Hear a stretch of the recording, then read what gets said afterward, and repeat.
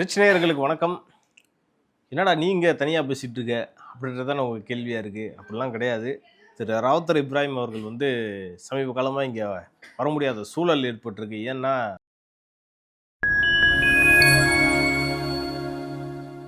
இந்த ரமலான் நோன்பு காலம் ஆரம்பிச்சிருச்சு.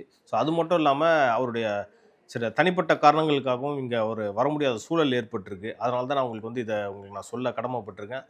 அது மட்டும் இல்லாம வர திங்கட்கிழமைலேருந்து திரு ராவுத்தர் இப்ராஹிம் அவர்கள் எக்ஸ்க்ளூசிவான பல அப்டேட்டுகளோட உங்க முன்னாடி தோன்ற இருக்கிறார். அதேமாரி பழைய இன்டர்வியூ மாரி நெறைய பிளாஸ்ட்டுகள் நீங்க எதிர்பார்க்கலாம். ஏன்னா, பொதுவாவே அவருடைய பேச்சுக்கு நெறைய பேர் ஒரு ஆர்வமா இருப்பாங்க. குறிப்பா இளைஞர்கள் அவருடைய பேச்சுக்கு ரொம்ப ஆர்வமா இருக்காங்கன்றது எல்லாருக்குமே தெரியும். ஸோ நீங்களும் அவருடைய ஸ்பீச்சுக்காக தான், அவருடைய இன்டர்வியூக்காக தான் வெயிட் பண்ணிட்டு இருக்கீங்கன்றத நானும் நம்புறேன்.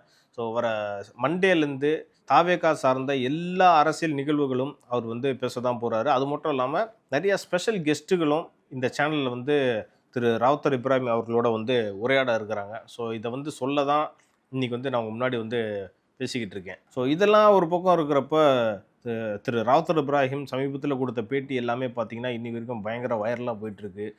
ஏன்னா, இப்ப சமீபத்தில கூட ஒரு ஒரு மோனோலாக் பண்ணாரு. நாம் தமிழர் கட்சிய பத்தியும், அவங்களோட சின்னத்த பத்திலாம் சமீபத்தில ஒரு விஷயம் பேசியிருந்தாரு. ஸோ அது எல்லாமே பயங்கர வைரலா போயிட்டுருக்கு. ஸோ இதெல்லாம் ஒரு பக்கம் இருக்கிறப்ப, திரு விஜய் அவர்கள் வர 23ஆம் தேதி வேலூர்ல ஒரு மாநாடு நடத்த போறாரு. நிர்வாகிகள் சந்திப்பு மாநாடு. அதுக்கான ஏற்பாடுகளும் மும்முரமா போயிட்டுருக்குன்றத நீங்களும் பார்த்துக்கிட்டு தான் இருப்பீங்க. ஸோ அங்க திரு விஜய் அவர்கள் என்ன பேச போறாரு? அது எந்த மாதிரியான தாக்கத்தை ஏற்படுத்த போகுதுன்றத பத்தி தான் திரு ராவுத்தர் இப்ராஹிம் அடுத்த நிகழ்ச்சியில பேச போறாருன்றத நான் உங்களுக்கு நான் சொல்லிக்க விரும்புறேன். அதே மாரி மார்ச் 1ஆம் தேதியிலேருந்தும் பார்த்தீங்கன்னா, செயல் வீரர்கள் கூட்டம்லாம் நடக்க போகுது. தமிழ்நாடு ஃபுல்லா எல்லா தொகுதிகள்லயும் செயல் வீரர்கள் கூட்டம் நடத்தணும், மக்கள போய் சந்திக்கணும் அப்படின்ற மாரி திரு விஜய் அவர்கள் எல்லா மாவட்ட செயலாளருக்கும் ஒரு உத்தரவு போட்டிருக்கிறதா ஒரு தகவல் வந்திருக்கு. ஸோ அந்த விஷயத்திலயும் பார்த்தீங்கன்னா, திரு ராவுத்தர் இப்ராஹிம் நெறைய பரப்புரை நிகழ்ச்சிகள்லாம் போய் கலந்துக்க போறாரு. திருமுனை கூட்டங்கள் பத்தி திரு விஜய் அவர்கள ஆதரிச்சு, தாவேகாவ ஆதரிச்சு, தாவேகாவுடைய வேட்பாளர்கள் இதுக்கப்புறம் அறிவிச்சதுக்கப்புறம் அவங்களுடைய ஆதரிச்சு, வாக்கு சேகரிப்பு அந்த பரப்புரை கூட்டத்திலயும் அவர் பங்கேற்க போறதா தகவலும் வெளியாயிருக்கு. ஸோ இதெல்லாம் இருக்கிறப்போ, இத பத்தி அடுத்தடுத்த நாட்கள்ல ரிச் சேனல்ல எக்ஸ்க்ளூசிவா இருக்கும்ன்றதுல எந்த டவுட்டும் கிடையாது. நீங்களும் தொடர்ந்து எங்களுக்கு சப்போர்ட் குடுத்துக்கிட்டே தான் இருக்கீங்க. ஸோ இந்த சப்போர்ட் எங்களுக்கு எப்பவுமே இருக்குன்றத நான் நம்புறேன். ஸோ இதெல்லாம் ஒரு பக்கம் இருக்கிறப்ப, திரு விஜய் அவர்கள் இன்னைக்கு ஒரு முக்கியமான அப்டேட் ஒண்ணு சொல்லியிருக்காரு. என்னன்னா, இந்த தேர்தல் வந்துருச்சு. ஸோ அதுக்கான பொறுப்பாளர்கள திரு விஜய் அவர்கள் நியமிச்சிருக்காரு. அந்த வகையில பார்த்தீங்கன்னா, எல்லா தொகுதி அதாவது மாவட்ட வாரியா தேர்தல் கண்காணிப்பாளர்கள திரு விஜய் அவர்கள் நியமிச்சிருக்காரு. ஒரு ஒரு கட்சி எலெக்ஷனை ஃபேஸ் பண்ண போகுதுன்னா, எல்லா தொகுதிகள்லயும் எல்லா மாவட்டத்திலயும் ஒரு தேர்தல் கண்காணிப்பாளரை போடுவாங்க. அவங்க அவங்களுடைய செயல்பாடுகள் தான் அந்த கட்சி வெற்றி பெறுதா, தோல்வி அடையுதான்றது ரொம்ப ஒரு தீர்மானிக்கக்கூடிய இடத்துல இருக்கும். ஸோ அந்த வகையில வரக்கூடிய தேர்தல்ல ஒரு மாற்று சக்தியா இருக்கக்கூடிய தாவேகா எந்த வகையில இந்த எலெக்ஷன்ல எப்படி ஃபேஸ் பண்ண போகுதுன்றது தான் ஓவரால் தமிழ்நாடு ஃபுல்லாவே ஏன் தமிழ்நாடுன்றதோட இந்தியா ஃபுல்லாவே இந்த கட்சி திரு விஜய் அவர்கள் ஆரம்பிச்ச கட்சி எப்படி செயல்பட போகுதுன்றது தான் ரொம்ப ஒரு ஃபோக்கஸா இருக்கு. ஸோ அந்த வகையில் யார் யாரெல்லாம் தேர்தல் கண்காணிப்பாளரா திரு விஜய் அவர்கள் நியமிச்சிருக்காங்கன்றதை நான் உங்களுக்கு டீட்டெயிலாக சொல்லிடுறேன். சென்னையில் சென்னை, செங்கல்பட்டு, காஞ்சிபுரம், ராணிப்பேட்டை மாவட்டத்தில் பார்த்தீங்கன்னா, ஆதவ் அர்ஜுனா அவர்களை திரு விஜய் அவர்கள் நியமிச்சிருக்காரு. அதே மாதிரி பார்த்தீங்கன்னா, வேலூரில் வேலூர் மற்றும் திருப்பத்தூர் மாவட்டத்தில் நெடுஞ்செழியன் அவர்களை நியமிச்சிருக்காங்க. திருவள்ளூர் மாவட்டத்துக்கு ஜேசிடி பிரபாகரன், திருவண்ணாமலை, விழுப்புரம், கள்ளக்குறிச்சி, கடலூர் ஆகிய மாவட்டங்களுக்கு அருள் பிரகாசம், கிருஷ்ணகிரி, தருமபுரி, நீலகிரி, கோவை மாவட்டத்தில் பார்த்தீங்கன்னா சத்யபாமா எக்ஸ்எம்பி, அதே மாதிரி சேலம், நாமக்கல் ஆகிய மாவட்டங்களுக்கு அருண்ராஜ் ஐஆர்எஸ் அவரு. ஏன்னா அவர் ஏற்கனவே நாமக்கல் மாவட்டத்தில் நாமக்கல் மற்றும் அந்த தொகுதிகள்லாம் பார்த்தீங்கன்னா அவர் ஏற்கனவே தேர்தல் வேலையெல்லாம் ஆரம்பிச்சிட்டாருன்ற மாதிரி தான் தகவல்லாம் வருது. செய்திகள்லையும் அந்த காட்சிகள்லாம் நீங்களும் பார்த்துருப்பீங்க. அதே மாதிரி தஞ்சாவூர், திருவாரூர், கரூர், திருச்சி ஆகிய மாவட்டங்களுக்கு பார்த்தீங்கன்னா முன்னாள் அமைச்சர் கூபா கிருஷ்ணன் அவர்களை தான் தேர்தல் கண்காணிப்பாளராக திரு விஜய் அவர்கள் நியமிச்சிருக்காரு. அதே மாதிரி அரியலூர், பெரம்பலூர் ஆகிய மாவட்டங்களுக்கு விஜய் சரவணன், மயிலாடுதுறை, நாகப்பட்டினம் ஆகிய மாவட்டங்களுக்கு சபியுல்லா, அடுத்தபடியாக மதுரை, தேனி, திண்டுக்கல் இந்த 3 மாவட்டங்களும் அரசியல் ரீதியாக ரொம்ப முக்கியத்துவம் வாய்ந்த மாவட்டங்களாக நம்ம பார்க்கலாம். ஸோ அங்கே தான் யார் நியமிச்சிருக்காங்க, அங்கே யாரை நியமிச்சிருக்காங்கன்னு பார்த்தீங்கன்னா சிடிஆர் நிர்மல்குமார் அவர்களை தான் திரு விஜய் அவர்கள் நியமிச்சிருக்காங்க. இது ரொம்ப கவனிக்கக்கூடிய விஷயமா இருக்குது. அடுத்தபடியாக சிவகங்கை, ராமநாதபுரம், விருதுநகர் ஆகிய மாவட்டங்களுக்கு பார்த்தீங்கன்னா திருமதி டிஎஸ்கே மயூரி அவர்களை தான் நியமிக்கப்பட்டிருக்காங்க. அடுத்தபடியாக தூத்துக்குடி மாவட்டத்தில் ஜேகேஆர் முருகன், தென்காசியில் மாரியப்பன், திருநெல்வேலி, கன்னியாகுமரி ஆகிய மாவட்டங்களுக்கு வந்து மரிய வில்சன், அப்புறம் புதுச்சேரி மாநிலத்துக்கு வந்து திரு சாமிநாதன் அவர்களையும், அதே மாதிரி காரைக்கால், மாஹே, ஏனாம் ஆகிய பகுதிகளில் வந்து அசனா, பிரிஜேஷ் மற்றும் தோட்டா ராஜு ஆகியோர்களை வந்து பார்த்தீங்கன்னா தேர்தல் கண்காணிப்பாளராக திரு விஜய் அவர்கள் நியமிச்சிருக்காங்க. ஸோ இதெல்லாம் நியமித்ததுக்கு அப்புறம் தாவேக்காவுடைய செயல்பாடுகள் வந்து இன்னும் கொஞ்சம் வலுப்பெறும் தான் நான் நினைக்கிறேன். ஏன்னா வந்து ஏற்கனவே வந்து களத்தில் தாவேக்கா சார்பாக ரொம்ப தீவிரமாக வேலை செஞ்சுட்டு இருக்காங்கன்றத நீங்கள் எல்லாரும் பார்த்துருப்பீங்க. ஸோ இதுக்கப்புறம் இன்னும் தீவிரமாக இருக்குன்றது தான் எல்லாருடைய எதிர்பார்ப்பாகவும் இருக்குது. ஏற்கனவே வந்து பார்த்தீங்கன்னா கடலூரில் நேற்று வந்து தாவேக்கா சார்பாக ஒரு மாநாடு நடந்துச்சு. அங்கே வந்து பார்த்தீங்கன்னா ஆதவ அர்ஜுனா வந்து நிறைய விஷயம் பேசியிருக்கு. ஆதவ அர்ஜுனா மட்டும் இல்லை, புஷி ஆனந்தா இருந்தாலும் சரி, திரு செங்கோட்டையன் அவர்கள் வந்து சரி, நிறைய விஷயம் பேசியிருந்தாங்க. அங்கே வந்து ஆதவ அர்ஜுனா பேசின சில விஷயம் ரொம்ப முக்கியத்துவம் வாய்ந்ததாக இருக்குன்றது நம்ம பார்க்கலாம். என்னன்னா சாதிவாரி கணக்கெடுப்பு வந்து ஏன் வந்து இந்த ஆட்சியில் வந்து எடுக்கப்படல, முதல்வர் ஸ்டாலின் அவர்களை வந்து விமர்சித்து பேசியிருந்தாரு.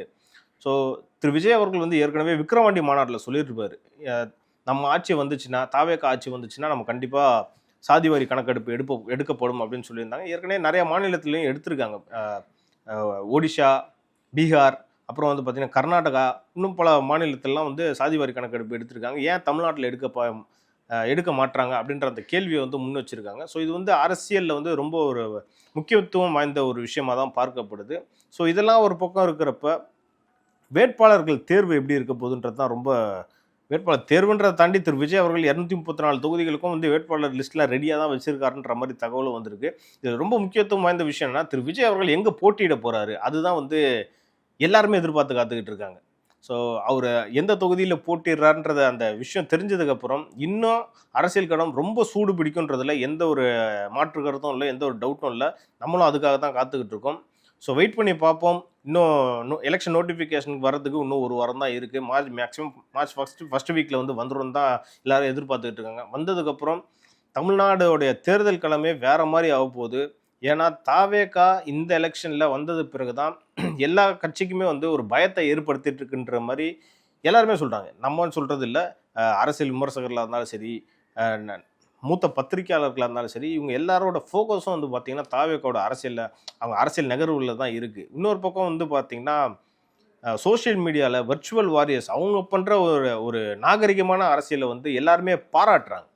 என்னன்னு பார்த்தீங்கன்னா மற்ற கட்சிக்கெலாம் வந்து ஒரு ஐடி விங் இருக்கும். ஸோ ஐடி விங் வந்து அவங்களுக்கு வந்து பணம் கொடுத்து அவங்கள வந்து ஹையர் பண்ணி அப்போ தான் வந்து அவங்க செயல்படுவாங்க, ஒரு வேலையாக பார்ப்பாங்க. ஆனால் வந்து தாவேக்காக்கு வந்து நேச்சுரலாகவே ஒரு ஐடி விங் இருக்கு. யாருன்னா அந்த வர்ச்சுவல் வாரியர்ஸ் இருக்காங்க. அவங்க வந்து நேச்சுரலாகவே வந்து பார்த்திங்கன்னா டேட்டாஸாக இருந்தாலும் சரி, பழைய நிகழ்வுகளாக இருந்தாலும் சரி, பழைய வரலாறாக இருந்தாலும் சரி, அவங்க வந்து உடனுக்குடனே எடுத்து போடுறது வந்து திரு விஜய் அவர்களுக்கும் தாவேக்காக்கும் ஒரு பெரிய ஒரு ப்ளஸ் பாயிண்ட்னே சொல்லலாம். ரொம்ப ஒரு பாசிட்டிவான விஷயம்னே சொல்லலாம். இது வந்து இந்த தேர்தலில் வந்து ரொம்ப ஒரு அவங்களுக்கு வந்து ரொம்ப ஒரு ஆடானாவே பார்க்கலாம். கிட்டத்தட்ட வந்து பார்த்தீங்கன்னா ஒரு பேக் போன்னே சொல்லலாம்.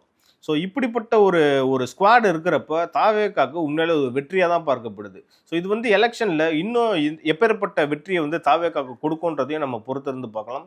ஏன்னா வந்து பார்த்தீங்கன்னா திமுக சார்பாக வந்து சமீபத்தில் நேற்று வந்து ஒரு ஐடி விங் மாநாடு நடத்தியிருந்தாங்க. அங்கே வந்து முதல்வர் ஸ்டாலினாக இருந்தாலும் சரி, துணை முதல்வர் திரு உதயநிதி அவர்களாக இருந்தாலும் சரி, நிறைய விஷயம் பேசியிருந்தாங்க. ஸோ அவங்களாம் வந்து பார்த்தீங்கன்னா ஒரு விஷயத்த வந்து அவங்க வந்து ஹையர் பண்ணணும், ஒரு ஐடி விங் வந்து உருவாக்கணும். ஸோ அவங்களுக்கு வந்து பதிலடி கொடுக்குற வகையில் வந்து பார்த்தீங்கன்னா வர்ச்சுவல் வாரியர்ஸ் தொடர்ந்து வந்து எல்லா விஷயத்தையும் அவங்க வந்து வெளியில் கொண்டு வராங்க. திமுக ஆட்சியில் இதுக்கு முன்னாடி செஞ்ச தவறுகள், இப்போ நடக்கக்கூடிய பல விஷயங்கள், போராட்டங்கள், குறிப்பாக இந்த ஆட்சியில் வந்து பல போராட்டங்கள் நடந்துக்கிட்டே இருக்குது, அதெல்லாம் வந்து வெளியில் கொண்டு வந்துக்கிட்டு இருக்காங்க. ஸோ அதெல்லாம் வந்து பார்த்தீங்கன்னா தாவேக்காக்கு எல்லா வகையிலையும் ஒரு ப்ளஸ் பாயிண்டாக தான் அமைஞ்சிருக்கு. ஸோ இதெல்லாம் பார்க்குறப்ப ஏன்னா அது டிஎம்கே ஐடிவிங்க்கு அந்த மாநாடுக்கு என்ன பேர் வச்சுருந்தாங்க பார்த்தீங்கன்னா ஃபயர் வால்னு வச்சுருந்தாங்க. So virtual warriors versus fire wall இப்படின்ற மாதிரி தான் இப்போ களம் இருக்குன்ற மாதிரி பல பேர் பேசிக்கிட்டு இருக்காங்க. ஸோ எதாக இருந்தாலும் உங்களுடைய களத்தை ஒரு நாகரிகமாகவும் ஒரு ஆக்கப்பூர்வமாக தான் இருக்கணுன்றது தான் எல்லாருடைய கருத்துக்களும் இருக்குது. அதில் வந்து எந்த ஒரு அவதூறும் இருக்கக்கூடாதுன்றது தான் எல்லாரும் எதிர்பார்க்குறாங்க. So let's wait and see. 2026 election வந்து உண்மையாலே ரொம்ப ஒரு பயங்கரமாக இருக்கும், பயங்கரமான ஒரு பேட்டில் ஃபீல்டாக இருக்குன்றதுல எந்த ஒரு டவுட்டும் இல்லை. ஸோ விஜய் அவர்கள் வந்து வேலூரில் பரப்புரை முடித்ததுக்கப்புறம் தமிழ்நாட்டில் இருக்கக்கூடிய பல்வேறு பகுதிகளுக்கு வந்து நேரடியாக போய் பரப்புரை பண்ண போகிறதாகவும் தகவல் வந்திருக்கு. இது மட்டும் இல்லாமல் ஒரு தாவேகா சார்பில் ஒரு டிஜிட்டல் பரப்புரையை வந்து இந்த வாட்டி வந்து கையில் எடுக்க போகிறதாகவும் ஒரு தகவல் வந்திருக்கு. என்னன்னா வேட்பாளர்களை வந்து அறிவிக்கிறப்போ அந்த தொகுதிக்கு அந்த அறிவிச்சாங்களே அந்த வேட்பாளர்கள் வந்து அந்தந்த தொகுதிக்கு தாவேகா சார்பில் என்னென்ன வாக்குறுதிகள் கொடுக்க போகிறாங்கன்றதையும் வந்து டிஜிட்டல் மூலமாகவே டிஜிட்டல் பரப்புரைகள் மூலமாகவே திரு விஜய் அவர்கள் செய்ய போகிறதாகவும் தகவல் வந்திருக்கு. ஏன்னா இன்றைக்கி வந்து எல்லாமே டிஜிட்டல் காலம் என்பதனால நம்ம வந்து ஒரு ஃபோனில் வந்து இருந்தாலே நம்ம வந்து புரட்சியை செய்யலாம் அப்படின்ற அந்த ஐடியாவில் வந்து தாவேக்கா இருக்கிறதாகவும் தகவல்லாம் வந்திருக்கு. ஸோ இன்னொரு 40 டேஸ் தான் இருக்குது. இந்த 40 டேஸ்க்குள்ளே தாவேக்கா என்னென்ன அரசியலில் வந்து கையில் எடுக்க போகிறாங்க, எப்படி பண்ண போகிறாங்க, மக்கள் மத்தியில் அவங்களுடைய ஐடியாஸை அவங்களுடைய வாக்குறுதிகளை எப்படி வந்து ரீச் பண்ண போகிறாங்கன்றத வந்து ரொம்ப ஆவலாக எல்லாருமே வெயிட் பண்ணிட்டு தான் இருக்காங்க. ஸோ களம் வந்து ரொம்ப சூடாயிட்டே இருக்குது. நீங்களும் வந்து ஆவலாக எதிர்பார்த்து வெயிட் பண்ணிகிட்ருக்கீங்கன்றதும் எங்களுக்கு புரியுது. ஸோ இதெல்லாமே வந்து மண்டேக்கு அப்புறம் கண்டிப்பாக திரு ராவுத்தர் இப்ராஹிம் அவர்களும் இன்னும் பல கெஸ்ட்டுகளோடையும் நானும் வந்து உங்கள் முன்னாடி வந்து பேச தான் போகிறோம். So let's wait and see. நீங்களும் எங்களுக்கு வந்து தொடர்ந்து ஆதரவு கொடுத்துக்கிட்டே இருங்க. நாங்களும் உங்களுக்காக தான் வந்து களத்தில் நிற்கிறோம். ஸோ பார்ப்போம். நன்றி.